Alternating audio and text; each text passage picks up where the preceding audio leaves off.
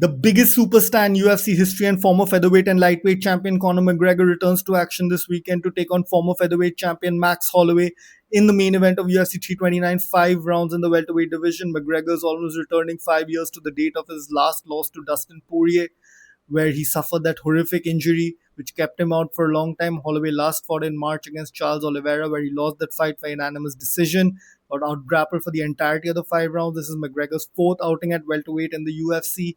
He lost to Nate Diaz once, beat him the second time, and then beat Donald Cerrone by head kick KO. And Max Holloway has fought most of his career via featherweight. He's actually fought McGregor at featherweight before. This is the second time these two will be paired up against each other. And these two were young, they were on the come up, and McGregor actually beat Holloway by a decision in that fight. He looked extremely dominant. Then Max Holloway went on a crazy run, gained the featherweight title, lost it to Volkanovski, tried to gain it back a bunch of times, fought a bunch of fights at lightweight, fought Dustin Poirier twice at lightweight, won one of those fights, lost one of those fights, beat current lightweight champion Justin Gaethje by knockout, lost to Charles Oliveira. So Max Holloway has been extremely active, fought a bunch of great up and coming contenders at featherweight as well. And in my opinion, this fight is going to be very interesting because there'll be a lot of hype around the fight week. There'll be a lot of anticipation around McGregor's return. Everyone's going to be super pumped up. But as soon as McGregor steps into the cage, the walkout will be crazy. But as soon as the fight begins, the reality of the situation is going to hit that there's a 38-year-old man, a near billionaire, has been out of action for the longest time, hasn't been training, has had a bunch of trouble outside the cage, engaged in a hell of a lot of debauchery. And Max Holloway is a serious athlete, a serious fighter looking to make his way up to the lightweight title picture. He is going to be very determined to get this win against McGregor in one of the biggest fight cards of the year and call out the current lightweight champion Justin Gaethje, who he has a knockout win over. And McGregor looked very slow in his last fight against Dustin Poirier 5 years ago, and that's 5 years ago. He was 33 years old at the time, probably in his prime. Max Holloway still looks great in his fights, though in his last fight he did get out grappled. But Conor McGregor, as you know, is not a grappler, he's a boxer. And it's very hard to be a boxer primarily against Max Holloway. He's gonna out hustle you with his speed, with his punches, and he has great kicks too. So he's gonna be probably targeting that injured leg of Conor, and he's gonna put a great pace on and probably beat Conor McGregor via knockout in the second or third round. Conor McGregor can come out hot. Max usually takes some time to ease into the fight. He's going to be very patient. He has no fear of gassing out. He has one of the best gas tanks in UFC history. Has the most significant strikes landed by any UFC fighter ever by a long mile. McGregor is known for gassing out in his fight, and that was in his prime. So now he's going to be even more fearful of getting tired, and he's going to blow a lot of steam in the first round trying to KO Max, and I don't think that KO is ever going to come. And Max is going to be patient, pick his shots, and KO McGregor in the second or third round, in my opinion. And it would be great for the sport if McGregor could get a win, set up a matchup against Islam Makhachev, protege of his former adversary Khabib, but I just don't see it happening. 38, been out of action for a long time, horrific injury, lots of extracurricular activities, while his opponent Holloway has been fighting championship fights, championship round fights, back to back to back main events, pay-per-view main events, fight night main events. He's done it all. He's seen it all. I can't remember the last time Max was in a 3-round fight. Puts on a great pace every time, never gets tired, and at welterweight he's gonna be even more rejuvenated because he's not gonna have to go through that hard weight cut, and he's gonna beat McGregor, in my opinion, by KO in the second or third round. In the co-main event, we got Benoit Saint-Denis taking on Paddy Pimblett, and I think Benoit Saint-Denis' sloppiness is gonna lead him into a lot of trouble in this fight. Paddy's submission game is gonna be the game changer. He has beaten Bobby Green by a submission in the UFC, beat Jordan Levitt by a submission. Benoit Santini's takedown entries are very slow. His punches are very sloppy as well. And Paddy Pimblett is probably going to take a lot of confidence from his last performance against Justin Gaethje, though he lost. Look at how Gaethje looked against Topuria. Pimblett went 5 rounds with the current champion of the division, and that's going to have him thinking that he can easily beat Benoit Santini, and confidence is going to be a huge factor in this fight. And Benoit Santini, though he's on a great 4 fight win streak, he hasn't looked that great, to be honest. His He doesn't have great movement patterns on the feet. He just bounces in and out. Paddy Pimblett is probably gonna pick up on that, land some good shots on the feet, and when Benoit Santini dives in for the leg, he's gonna snatch up a submission, reverse position, probably get in some ground and pound as well. And he, Pimblett has good judo throws, some not great looking striking, but effective striking in certain situations. And I don't think Benoit Sandini is a kind of counter striker who's going to be able to take advantage of Paddy Pimblett's shortcomings on the feet. And therefore, I got Paddy Pimblett winning this fight via submission. He could actually get it done the first round because Benoit Sandini goes super crazy in the beginning of the fight. And I think Paddy Pimblett's team and he will be looking to take advantage of his craziness and win this fight. In the feature fight, Corey Sandhagen takes on Mario Batista. Amazing fight in the bantamweight division. Probably a title eliminator for Mario Batista. Maybe he's looked great in his last few fights, though he lost to Umar Nurmagomedov. Was on a great win streak before that. I think on a 7 or 8 fight win streak. Beat Vinicius Oliveira in his last fight. Looked great. Looked amazing with the grappling. Corey Sandhagen is of course coming off that loss in his title fight to Marab, and he looked good in that fight too, but Marab eventually put the pace on him, knocked him down as well. And Mario Batista looked amazing against Umar Nurmagomedov, though he lost the fight, but he had Umar Nurmagomedov in some very sticky positions with the ankle lock, with the great knee, which knocked Umar down. And Corey Sandhagen looked way worse against Umar than Mario Batista did.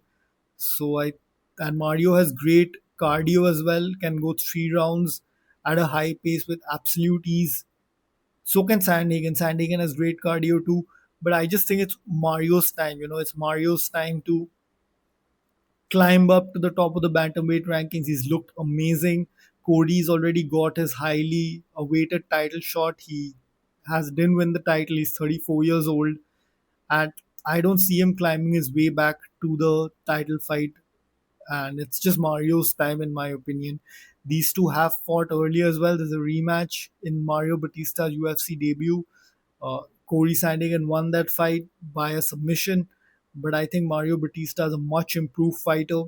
He has great grappling, great stand-up skills. I think he's just going to put the pace on Sandhagen, put pressure on him, mix up his grappling, be very dangerous in the clinch as well, and win this fight via this unanimous decision. I go unanimous decision by Mario Batista. This fight card is a fucking banger, dude. Look at these fucking fights, man. That's insane. Brandon Royval versus Lona Kavanagh. I love Brandon Royval's fight style. Full action all the time. He last lost his fight to Manel Cap by knockout. I think that's one of the first knockouts of his career. Who else he suffered? I think he suffered knockout loss to Brandon Moreno as well a long time back. He also lost to Joshua Van, beat Tatsuro Taira the fight before that, which is a great win in hindsight. Lona Kavanagh, of course, is coming off that big win over Brandon Moreno at altitude. He lost to Charles Johnson in the fight before that via knockout. And I think I'm going to go with Brandon Royval in this fight. I mean, Lona Kavanagh's counters look great in his last fight, look great with the leg kicks, but I think Brandon Royval is going to be very wary of that. His movement is great. It's very hard to chop at Brandon Royval's legs, but Lona Kavanagh is got very tired in his fight against Charles Johnson. He looked great in the first round, but when Charles Johnson put the pressure on him, he kind of broke Lona Kavanagh. And Brandon Royval is a master of doing just that. He did that to Tatsuro Taira. We've seen him do it to a bunch of prospects. He puts on a great pace. Always amazing fights, amazing fighter. And I think he's going to pick up this win against Lona Kavanagh, to be frank, because Brandon Moreno rarely puts on a pace on anyone these days. He just cruises his way to victories whenever possible. And he is never going to force the action. And I think Brandon Royval is going to force the action in this fight against Lona Kavanagh and pick up a win by unanimous decision. He just has to be very careful of the counters. He has to keep his chin down, uh, fight behind the jab, get in those right hands wherever possible, push Lona Kavanagh up against the cage, try and get him tired, try and put the pressure on him, and Brandon Royval should win this fight by decision. I don't know if this is a he is the underdog in this fight, so I think that's a good underdog pick in my view. I think Benoit Saint Denis is also a decent underdog pick, by the way. I think he's at the end of the day he is on a good win streak and he finds ways to win. So we'll see what happens. But I got Brandon Royval in this fight actually. King Green versus Terence McKinney. So I got Terence McKinney winning this fight actually because I don't think King Green will be able to fight his patient game against Terence. Terence usually just runs at his opponents in the beginning of the fight and puts it on them. He's a good grappler as well. We might see a bit of that against King Green. He might try and go for the takedown right as the fight begins. And King is, of course, nearly 40 years old. He takes a bit of time to ease into the fight, and Terence McKinney is not going to give him that time. He's going to rush forward and look for the knockout. And I think that's what's going to happen. I think Terence McKinney is going to knock King Green out in this fight. Sucks because King Green was on a good win streak, beat Daniel Zellhuber, beat who did he win in the last fight? Beat some dude in his beat Jeremy Stevens by submission in his last fight, beat that Gibson guy as well. So King Green was on a great win streak, but I think that comes to an end with Terence McKinney.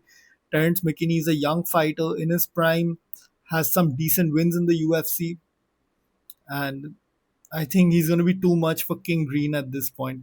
A prime King Green could have taken Terence, but not at this stage, in my opinion. I think Terence is just too fast and focused at this point, and he does make stupid mistakes. But that first round Terence, he's amazing, and I don't think King Green will be able to survive that onslaught. Robert Whittaker in his light heavyweight debut against Nikita Krylov. I'm going with Robert Whittaker in this fight. I think there's a big skill difference between light heavyweight and middleweight. Nikita Krylov is a wild man at light heavyweight. He has some good wins, has some bad losses as well. He beat Modestas Bukauskas in his last fight, but he lost to Bogdan Guskov and Dominic Reyes by knockout as well. And Robert Whittaker lost to Rainier Derrida in his last fight, but he does have some decent wins recently over Ikram Aliskerov. He beat Paulo Costa, who looked great in his fight against Tazaman Mirzakhanov. So Robert Whittaker, I think, is still not washed. He's 35 years old and he's going to turn 36 in 6 months. So he still has some time to reinvent himself. He's going to be reinvigorated. No fucking weight cut, which is good for Robert. I think he's lost to a lot of big names in the middleweight division already. So this is, I think, the beginning which he needs. And I think he's way more skilled than Nikita Krylov. Nikita Krylov goes really crazy at times, and I think Robert Whittaker will be able to capitalize on that, not be there to be hit, move around a lot, stay defensively responsible, and get the win over Nikita Krylov. If he just doesn't get caught by that left hand of Nikita Krylov, I think he's going to be good and pick up this win by decision. I'm going with decision by Whittaker in a bit of a scrap. I think his chin is also going to be reinvigorated. Robert Whittaker was a little bit chinny at middleweight, so we'll see what happens. But I don't think he's going to get chinned by Nikita Krylov. Honestly, I think he's going to be a bit too slick for Nikita, who is good. But I think Robert Whittaker is just the level above him in skill, and that's what's going to make the difference. So skill over size in this. What the hell? Gable Stevenson versus Alicia Ellison. Minus 3,300. I think it's the biggest favorite I've ever seen. Even a minus 1,000 favorite is fucking insane. And so yeah, obviously we got Gable Stevenson winning this fight. I have seen a fight of Alicia Ellison or two on YouTube, and he doesn't look good whatsoever. Gable Stevenson is training with John Jones. He has a good team behind him, a very hyped up prospect, and I think that's gonna be. He's good enough to beat the Alicia Ellisons of the world, in my view. Alicia Ellison looks slow, sloppy. Gable Stevenson looks quite fast, in my view. Obviously, a good wrestler. He has that massive wrestling pedigree, and I think that's gonna be good enough to beat the Alicia Ellisons of the world. I think people are already talking about him facing off against the Volkovs and the Sergey Pavloviches of the world. Let's just relax, folks. Let's just take a fucking chill pill. Let's slow roll this guy. Josh Hockett is coming up the uh, heavyweight ranks. Let's slow roll Gable Stevenson into the upper echelons of heavyweight. Maybe a Rizwan Kuniev matchup next, though I think Rizwan is already matched up, but we'll see what happens. But or maybe even a Marcin Tebura Sergey Spivak type matchups. Let's just keep him away from the upper echelons of heavyweight for now, because Gable Stevenson doesn't look that great either. If I'm being completely honest, he still has a lot of work to do, and yeah, let's just chill on his come up and slow roll upcoming prospect. Cody Garbrandt versus Adrian Yanez. I'm going with Adrian Yanez in this fight. He looked good in his last fight against Ricky Simone, knocked him down bad, and I don't think Cody Garbrandt is going to be able to eat Adrian Yanez's shots.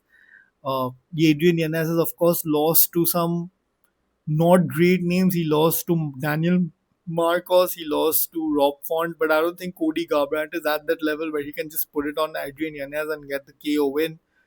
And Cody Garbrandt looked terrible in his last fight against Xiao Long. Won that fight, God knows how, because Xiao Long fouled him and Cody Garbrandt just kind of stumbled onto a win. Didn't do shit in that fight, didn't do shit in the Hani Barcelos fight. Looked decent against Davison Figueiredo, but Davison eventually got him down and choked him out. And I think Adrian Yanez is going to be able to find that chin of Cody Garbrandt. He's a good boxer. He's not some world beater himself, but he's good enough to beat Cody Garbrandt at this point in his career, who is absolutely washed in my view. I think they just keep him around for the name value and to build up these young prospects, to be honest. Kai Kamaka 3 versus Luke Riley, lad. Luke Riley, lad.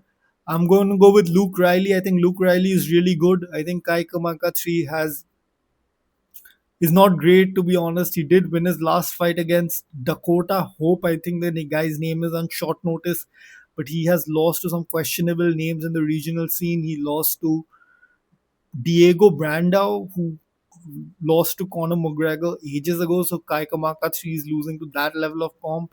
He lost to Brandon Loughnane, who is a good fighter, but I think Luke Riley he's really good. I think trains with a decent team. Paddy Pimblett is in the team, so they are getting ready for championship fights and shit like that. So that's great.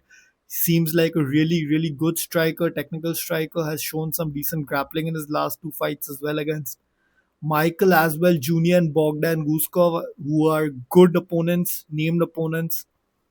And I think the step down in competition for Luke, because I think Bogdan Guskov is better comp than Kai Kamaka 3, but hey, you're getting there on this huge McGregor card.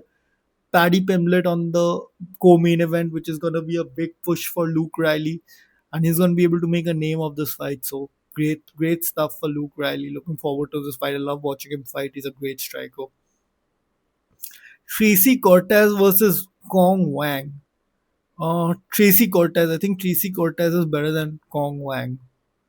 Damian Pinas versus Caesar Almeida. I got Damian Pinas winning this fight, but this could be a tricky one for Damian Pinas because Caesar Almeida is a dangerous fighter, and Damian Pinas has just been knocking all his opponents out left, right, and center. And Caesar Almeida is a tough guy. He's a tricky customer. He's a veteran. He's 38 years old, but I think Damian Pinas could go to the. I'm going to go with Damian Pinas winning this fight by decision, actually. I can see a decision for Damian Pinas because Cesar Almeida is dangerous enough to not have Damian Pinas run all over him. I think he's going to keep the danger factor in there. And Damien Penas is gonna have to really pick his shots, be very careful when he enters and when he exits. And yeah, Cesar Almeida is good. So I mean, he's not good, but I think he's going to be dangerous enough for Damien Penas to not run roughshod over him. So I got Damien Penas winning this fight, but it's going to be tricky. You know, maybe even a second round KO or a decision win. So we'll see what happens. Ryan Gandra versus Zachary Reese. Uh, you know what? I think Ryan Gandra is going to get this fight done because Zachary Reese, while he has been in the UFC for a long time, has never been that great. He has made some improvements. Ryan Gandra's striking looks fucking awful. Just watch, he throws punches like he's drunk. But I think Zachary Reese just doesn't have the reflexes to, move out of the way of the shots, not get caught up in the side of the cage to be hit. Ryan Gandra has good knockout power, and Zachary Reese is slow, and I think that's going to be the big difference in this fight. I don't think he has the grappling to be able to nullify Ryan Gandra's onslaught. So we'll see what happens. But I got Ryan Gandra winning this fight by knockout actually. Zachary Reese has been knocked out before by Azamat Bikoyev. I think got knocked out by someone else as well in the beginning of his career in the UFC. So we'll see what happens. But I got Ryan Gandra winning this fight. And Cody Durden by versus Alessandro Costa. I got Alessandro Costa winning this fight. I think Cody Durden is kind of chinny. Alessandro Costa's won his last two or three fights by knockout. He knocked out Kevin Bohas, knocked out Stuart Nickel, knocked out Matt Schnell. So this is a very quick turnaround for Alessandro Costa. I think he fought Matt Schnell like 2 or 3 weeks ago.